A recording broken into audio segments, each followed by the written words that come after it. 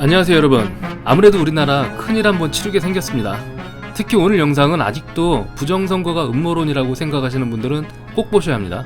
왜냐하면 자칫 한국이 베네수엘라처럼 하루아침에 거지꼴이 될 수 있어서 그렇습니다.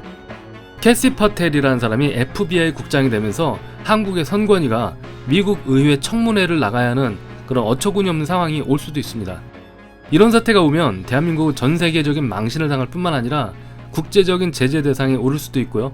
세컨더리 보이콧을 맞을 수도 있습니다. 왜 그렇게 되는지 영상 계속 시청해주세요. 캐시 파텔 FBI 국장으로 지명된 인사가 지난 21일 결국 인준이 완료됐습니다. 찬성 51표, 반대 49표로 아슬아슬하게 인준이 됐습니다. 이렇게 힘들게 인준이 된 데는 몇 가지 이유가 있는데요. 우선 FBI 국장이 정치 편향적이기 때문에 그렇습니다. 캐시 파텔은 친트럼프 성향이고요. 과거부터 지금까지 트럼프를 배신한 적이 단 한 번도 없는 사람으로 알려져 있습니다. 트럼프와 정치 노선이 같아요. 노골적으로 미국의 딥스테이트 세력을 척결하겠다는 사람입니다. 주로 정치인들에 대한 수사가 진행이 될 예정이고요. 극단주의적인 좌파 단체를 감시, 수색할 예정입니다. 특히 민주당의 정치인들과 부패 세력들, 그리고 미국 내 선거 조작 정황을 수사하고 뿌리를 뽑겠다고 이를 악물고 있습니다. 매우 강경한 캐릭터여서 미국 정계에서는 지금 난리가 났어요. 미국인들은 캐시 파텔이 몰고 올 파장이 상당히 거셀 것으로 예측을 하고 있는데요. 얼마나 세면 이 사람 밈이 돌아다니고 있습니다. 우리가 주목해야 할 부분은 캐시 파텔이 본격적인 선거 부정행위를 조사할 계획이라는 점이에요. 트럼프는 2020년 대선에서 선거 부정이 있었다고 계속 주장을 해왔죠. 그런데 이 문제가 미국만의 문제가 아닐 수도 있다는 겁니다. 트럼프 행정부는 지금도 미국 선거에 중국이 개입했다는 의혹을 제기하고 있습니다. 2020년 12월 당시 국가정보국 DNI 국장이 중국이 미국 대선에 개입했다는 첩보를 의회에 보고한 바 있습니다. 트럼프 측근들, 특히 마이크 폼페이오, 피터 나바로 같은 인사들은 중국이 바이든에게 유리하게 개입했다고 주장하고 있습니다. 린 우드, 시드니 파월 같은 변호사들이 도미니언 투표 시스템 해킹을 주장하면서 중국 개입 의혹을 제기했어요. 트럼프는 캐시 파텔 FBI 국장을 통해서 이 문제를 재조사할 것입니다. 중국 공산당이 타 국가 선거에 개입하는 사례는 전혀 새로운 사실이 아닙니다. 최근 밝혀진 대표적인 사례로는 캐나다 선거 개입이 있어요. 다들 아시다시피 캐나다는 미국과 가장 가까운 위치에 있고요. 미국의 동맹국입니다. 그런데 캐나다에서 중국 공산당이 2019년, 2021년 총선에 개입했다는 사실이 드러났습니다. 캐나다 보안정보국이 이 사실을 밝혀내면서 캐나다 정치판이 완전히 뒤집혔고요. 트루도 총리의 사퇴까지 이어지게 됐습니다. 아주 큰 사건이 터져버린 거죠. 캐나다 사례에서 보듯이 중국 공산당은 미국과 관계 깊은 나라에 대해서 이런 공작을 해오고 있습니다. 우리나라도 결코 예외가 될 수 없죠. 중국의 전략적 요충지인 한반도와 대만에서 중국 공산당이 정치 공작을 안 한다는 것은 캐나다 사례와 비교를 해보더라도 너무나 터무니없는 주장이 될 것입니다. 반드시 개입하게 되어 있어요. 최근 도널드 트럼프 미국 대통령이 미국 국제개발처 USAID가 인도 선거에 2,100만 달러, 우리 돈으로 약 302억 원을 지출했다고 주장하면서 인도 정부가 이에 대한 조사를 착수했습니다. 이런 상황에서 인도 정부는 관련 부처와 기관을 통해 해당 사안을 면밀히 조사를 하고 있고요. 외국의 내정 간섭 가능성에 대한 깊은 우려를 표명하고 있습니다. 현재까지 USAID 측은 이번 사안에 대한 공식적인 입장을 밝히진 않았는데요. 인도 정부의 조사가 지금 한참 진행 중이고, 또 이 USAID가 해외 선거에 개입하는 증거가 밝혀지면 USAID와 연계된 기관들에 대해서도 앞으로 조사가 될 가능성이 높아졌죠. 그 중에 주목해야 할 기관이 있는데 바로 AWEB이라는 기구입니다. 이미 아시는 분들은 다 아시겠지만 세계선거기관협의회라고 하는 이 조직은 전 세계 100여 개 국가의 선거관리기구가 가입되어 있는 협의회예요. 이 AWEB은 미국 국제개발처 USAID하고 MOU 체결을 하면서 선거 관련 협력을 했을 것으로 의심을 받고 있는데, 이 AWEB의 본부가 바로 한국에 있다는 사실입니다. 중국 공산당이 타국 대선에 개입하는 데는 전 세계적인 패턴이 있습니다. 이러한 패턴 가운데 국내에서도 중국 공산당이 개입했을 것이라는 추정을 안 할 수가 없는데요. 이미 황교안 전 총리와 민경욱 의원은 한국의 선거 부정행위가 중국 공산당과 연관되어 있다고 주장하고 있습니다. 윤석열 대통령도 중국 공산당의 간첩 행위에 대해서 여러 차례 언급한 바 있습니다. 전 세계에서 지금 가장 하이브리드 전을 활발하게 펼치고 있는 나라는 중국입니다. 중국은 중국식 하이브리드 전의 명칭을 초안전이라고 하고 있습니다. 사기에 나오는 초안전이 아니고 한계를 초월한다, 한계가 없다고 하는 의미에서 초안진입니다. 지금 중국이 세계 여러 나라에서 펼치고 있는 이러한 하이브리드전의 정치적 영향력 공작을 살펴보면 그들이 한국에서도 어떠한 일을 할 수 있다 하고 있으리라는 것을 예상할 수 있으므로 한번 그 사례를 살펴보겠습니다. 중국은 2019년 및 2021년 캐나다 총선에 개혁을 해서 최소 11명 이상의 친중 후보를 당선시켰습니다. 이 의혹이 처음 제기되었을 때 중국 당국은 터무니없다고 부인을 했지만 캐나다 정보 당국이 1년여에 걸쳐 조사 결과 공식적으로 이를 인정했습니다. 캐나다에는 많은 중국 교민과 기업과 유학생들이 있습니다. 그들을 이용해서 친중 후보에게 불법 자금을 지원하고 선거 운동을 도와주며 반대로 반중 후보에 대해서는 낙선 운동을 하고 흑색 선전을 유포하는 등으로 정치적 영향력 공작을 합니다. 특히 선거철에 다가와서 반중 정책을 펼치면 경제에 타격을 받는다. 대만과 친교를 맺고 그들을 지원하면 중국과의 전쟁에 휘말릴 위험이 있다. 이런 식으로 경제적, 안보적 측면에서의 불안감을 퍼뜨립니다. 이 FBI의 조사에서 한국의 선관위가 어떤 방식으로든 중국과 함께 공작을 했던 증거가 나오거나 중국 공산당이 미국 대선에 한국을 우회해서 개입했다는 정황이 발각되면 미국은 한국을 중국과 공범으로 볼 것이고요. FBI는 한국의 선관위를 직접 조사하려고 할 것입니다. 트럼프 행정부는 2020년 낙선 후에 계속해서 미국 선거에 중국이 개입했다는 의혹을 제기해왔습니다. 이 사건은 한국하고도 관련이 있을 수 있는 사건인데요. 2020년 12월에 미국 대선이 시작된 직후에 국내 항공사가 미 대선 투표용지를 미국 애리조나 피닉스 공항으로 옮겼다는 진술이 미국 애리조나 카운티 청문회에 나온 바 있습니다. 이때 의심받았던 외국 항공사가 바로 대한항공입니다. 즉, 한국이 투표용지를 인쇄했거나 또는 중국에서 인쇄된 투표용지를 우리나라가 미국으로 실어 날랐다면 중국은 물론 한국도 미국 선거에 개입하게 되는 거죠. 파이낸셜 투데이에 따르면 이와 관련된 기사가 전송이 된 직후에 대한항공 상무로부터 전화를 받았고요. 기사에 대해서 주장한 일들이 사실무근이라고 답변했다고 합니다.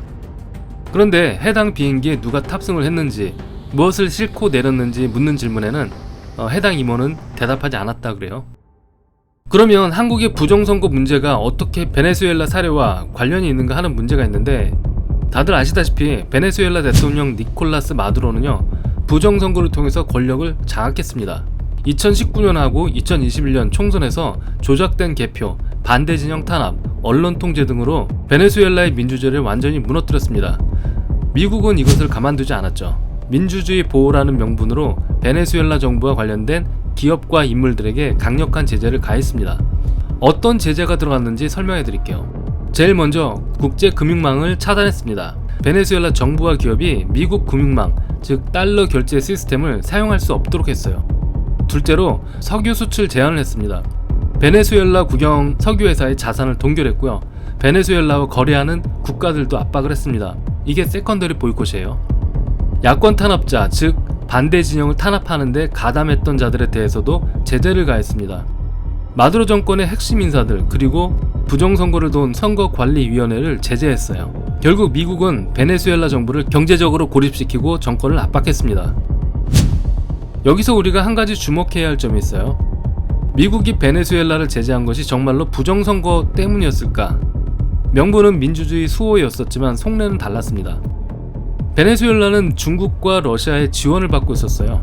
멀러 독트린, 즉 미주 대륙에 대한 유럽의 열강을 배제하고 미국의 영향력을 강화하려는 외교 정책.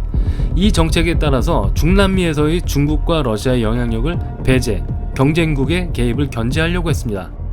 러시아는 베네수엘라에서 군사적 협력을 강화했었고요. 중국은 베네수엘라에 대한 대규모 투자와 차관 제공을 통해서 경제적 지원을 아끼지 않았습니다. 중국이 이렇게 한 이유는 베네수엘라의 석유 자원 확보, 중남미에서의 영향력 확대를 위한 전략이었고요. 미국은 이러한 중국의 행보를 경계하고 있었습니다. 베네수엘라는 세계 최대 석유 매장량을 보유한 나라입니다. 미국이 이 나라를 제재하면 자원시장에서 미국이 더 유리한 입지를 차지할 수가 있어요. 결국 미국이 베네수엘라를 제재한 건 국제적 민주주의 보호라는 명분을 내세웠지만 사실은 미국의 패권 유지 전략이었던 거죠. 이러한 전략을 유지하기 위해서 미국은 국내법인 국제긴급권한법과 마그니츠키법을 이용해서 베네수엘라를 제재했던 거죠. 마그니츠키법은 원래는 미국 국내법이지만 2016년 글로벌 마그니츠키 인권책임법으로 확대가 됐습니다. 국제적인 인권 보호를 목적으로 하지만 미국이 자국의 권한을 이용해서 외국의 개인과 기관을 제재하는 미국 국내법입니다. 왜냐하면 글로벌한 법으로 확대는 되었지만 여전히 미국 국내법의 범위 내에서 시행되는 법률이고요. 미국 정부가 독자적으로 집행하는 법률이기 때문에 국제법이 아니라 미국 국내법에 해당이 됩니다. 한마디로 부패 및 인권 탄압에 연루된 외국 정부 관료와 개인에게 금융 제재를 가하는 미국 법률이죠. 아시아에서 누가 이런 제재를 당했는지 좀 소개를 해드릴게요. 캐리람 홍콩 행정장관을 포함한 11명의 중국인 홍콩 고위 관리들에 대한 제재가 있었습니다. 예전에 홍콩 보안법 기억나시죠?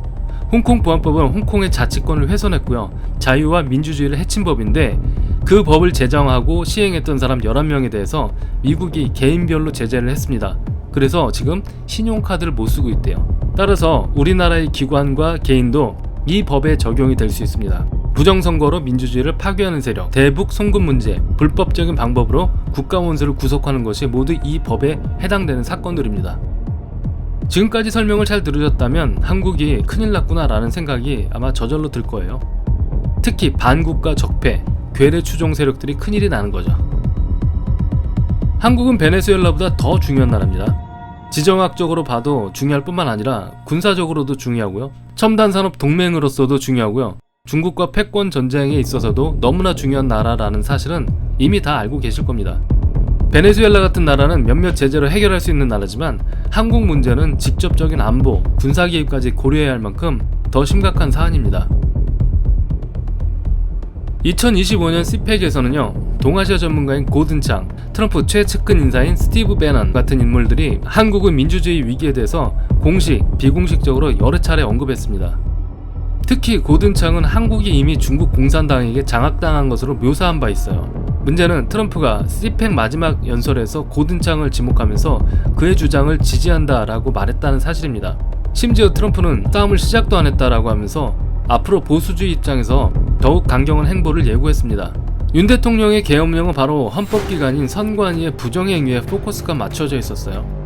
선관위 부정행위는 곧 중국 공산당, 북한의 간첩, 좌익들의 카르텔이 한 팀이 돼서 사법부, 입법부, 행정부, 그리고 미디어, 언론 모두 장악하는 수법이 동원됐습니다. 따라서 선관위라는 부정부패의 뿌리를 뽑아내면 그곳에 딸려 나오는 여러 가지 부패가 동시에 드러나게 되는 것이죠. 이것을 우리가 스스로 실행을 했기 때문에 베네수엘라처럼 국가 전체가 얻어맞는 일은 피할 수 있을지 모릅니다. 이미 미국은 이런 선거 부정 행위가 한국에 암약하고 있는 카르텔과 중국 공산당의 합작으로 보고 있으니까요.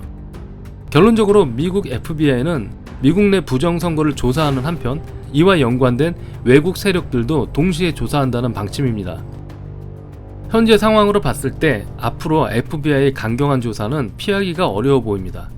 다행히 윤석열 대통령이 계엄령을 선언하면서 이런 부정선거 카르텔을 지목을 했고 그 문제를 해결하는 과정에서 탄핵을 당하고 감옥에 수감이 되고 이런 사실들이 미국에 알려졌기 때문에 또 우리 애국 우파분들이 거리에 나와서 부정선거 퇴출이라는 슬로건을 들고 시위를 벌였기 때문에 베네수엘라처럼 얻어맞진 않겠지만 만약에 윤석열 대통령이 복귀하는 데 실패를 해서 친중 세력들이 국가를 장악하게 되면 우리는 100% 세컨더리 보이콧까지 얻어맞게 될 거라고 봅니다. 굉장히 위험한 순간이죠. 그래서 마지막 희망은 윤 대통령의 복귀, 우리가 이것을 위해서 열심히 싸워야 될 것 같습니다.